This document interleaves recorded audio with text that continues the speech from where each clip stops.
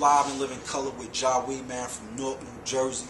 You know what I'm saying? Make sure y'all tune in January 30th through March 6th on the Sundance channel to tune in to myself and Brick City 2 on the Sundance channel, produced by Forrest Whitaker. You know what I'm saying? Make sure y'all tune in to thechristjames.com. You know what I'm saying? To get this footage, man. There's a lot of live, you know what I'm saying, underground and exclusive information that you're going to get on that site, man. You know what I'm saying? Tune in. Clack, clack, J.E.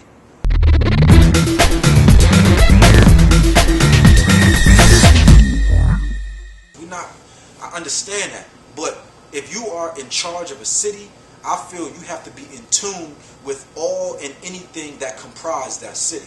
Exactly. And that's what Booker is not in tune with. He's not in tune with the gang members. We're the outcasts. We're the terrorists. He's in tune with the city halls, the downtowns, the hockey arenas, and all that bullshit that we don't give two shits about, homie. We out here struggling, poor as hell, ain't knowing where our next meal gonna come from. Housing all toe up. Get what I'm saying? Moms ain't got medical. I mean, we dealing with some real live shit, so all that downtown crap don't mean nothing to us. Come and roll your sleeves up and get in tune with the issues that the people are dealing with. That's when you're gonna gain the respect of the people. That's all I can really say about that, homie. That's definitely deep, man. I definitely feel what you're saying, like the root, the core.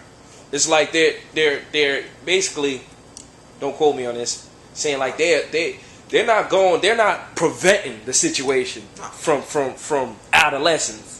Like, well, you know, this after school program teach you this teach you that. They wait until you get to that, I guess, that certain age where you act up on your own and they just you already molded. Yeah, you already molded. I understand. You already molded. So I understand. That's definitely. I mean, you'll see in Brick City, like I said, you'll see some reputable people in Brick City speaking out on the city of Newark.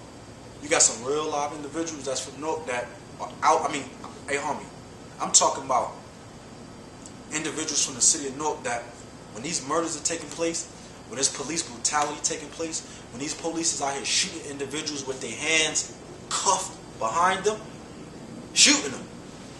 These are the people that's showing up to the scene of the crimes, speaking on the issue, not sitting behind a desk giving out press reports. You get what I'm saying? Those are people that I'm in tune with, man. And that's what it's going to take for some change, man. Like, change is hard.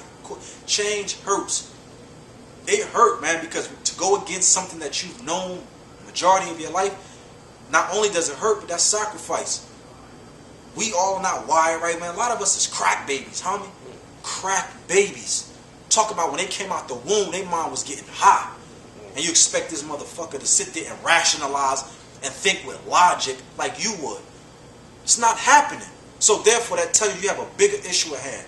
Implement those programs that's dealing with the core and the root of the problem. Stop putting all this money into the freaking hockey stadiums and all this other BS, man. Get to the core of the people. That's where the change comes, because what's the saying? The young people are the future. The children, what they say, the children are the future. Yeah. Why not invest in them? You're right. Why not invest in them? Don't wait to the individuals 19 and 21 years old. That he molded. He molded. That's not to say he can't make change, but that man molded. We need to start investing in them when they in them elementary schools. They in their second grade and they in third grade, and they seeing their mom and their daddy getting high every damn day. And their uncles and their brothers out there knocking niggas over the head with beer bottles, whipping out ratchets, nigga, talking about what's popping. This is what they see every day. This is what becomes normal to them. That's who we need to invest in. Say no more. Definitely. Now, I see you got the CEO, J.E. Inc. Yes, sir. Let us know about that. You know, that's your organization? The J.E. Inc. is, I'm going to show you on my back. Don't worry about the book cover, but you see the logo? Yeah, we see it. That's the J.E. logo. And what that is comprised of is my mentoring group, which is Full Throttle, my music group, which is J.E. Inc., and then J.E. Management. And I started Full Throttle back last year, 2010, and what that was just pretty much me rallying 12 of the most active, wildest, hardest little YGs in my neighborhood. 12 of them. And my challenge was to see if I could hold their attention in something outside of gangbanging. So that's the root. That's what That's you're saying. the That what's need to be done by the government The of root. Brick City North. Yeah, not the little outskirts, no. The niggas that's making that shit happen. You gotta get in there with them. You gotta get in there. Maybe you're not the one that can get in there with them, but you have to have that median, that person that can bridge the gap between both sides to get in there. And that's what I chose to do, man. And by that, and by me doing that, I mean, again, I don't want no pats on the back, homie, but I know I've reduced murders in North. I know I've opened minds and opened the thought process to those that's in my neighborhood that normally was living one way. Kill or be killed every day, rob or get robbed, steal or get stole from. And I challenge these youngsters every day, man, to be better, to be greater. And I use myself as an example because, at the end of the day, they say, you have to be an example, a living legend. You have to be, if you talking the talk, you have to be walking the walk. And I'm doing that.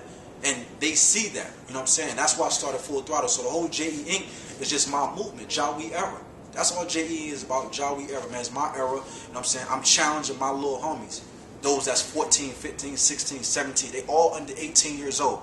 And I'm challenging them, man, to be better, man. Don't just be a statistic.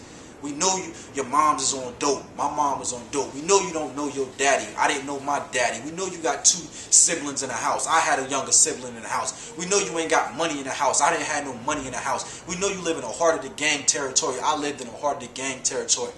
And with all that being said, you still have to fight for your damn life, homie. Because if not, you're going to give them exactly what they're asking for. Prison beds and early caskets. And I refuse on my dime to voluntarily encourage and pursue and push my homies to death. I got a lot of homies that's dead. I wear them all on my arm right here. I got these tats because it's a constant reminder of where the hell I could be. And I don't want to see them on my arm. So I have to motivate them and I have to encourage them that despite your circumstances, it's up to you to continue to fight and defeat the odds.